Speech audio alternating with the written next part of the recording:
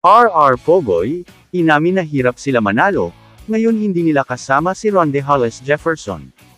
Hindi ito sasabihin ng shooting guard na si Roger Pogoy, ngunit inamin na ang tropang 5G, ay nag-a-adjust sa laro, nang wala ang dating NBA player. Ang TNT tropang 5G ay walang Ronde Hollis Jefferson, o Jason Castro, na masasandalan sa kanilang pagharap sa maagang paghihirap, sa PBA Season 49 Philippine Cup. Ngayong wala si Ronde Hollis Jefferson, naghahanap pa rin ng paraan ang TNT tropang 5G, na naghahanap ng Grand Slam ngayon season. Tumangging magsalita si RR Pogoy, nang ilarawan niya ang pagkatalo ng TNT.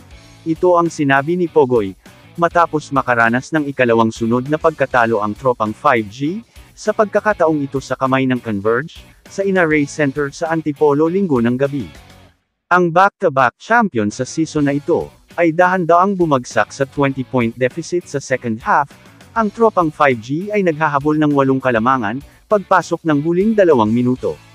6 pang puntos mula kina Ray Nambutok at Calvin Oftana, ang nakakuha sa kanila sa loob ng 4, ngunit wala pa sa kanilang panig ang oras, para makapagbigay ng mahika sa puntong iyon.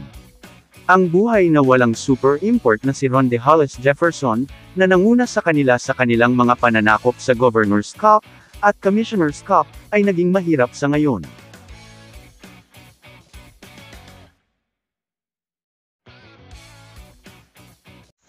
Kamusta mga idol? Sports Zone PH para sa sports news and update. Kung bago ka pa lamang dito sa channel ko, pindutin mo na ang subscribe button at notification bell para lagi kang update sa mga sports news.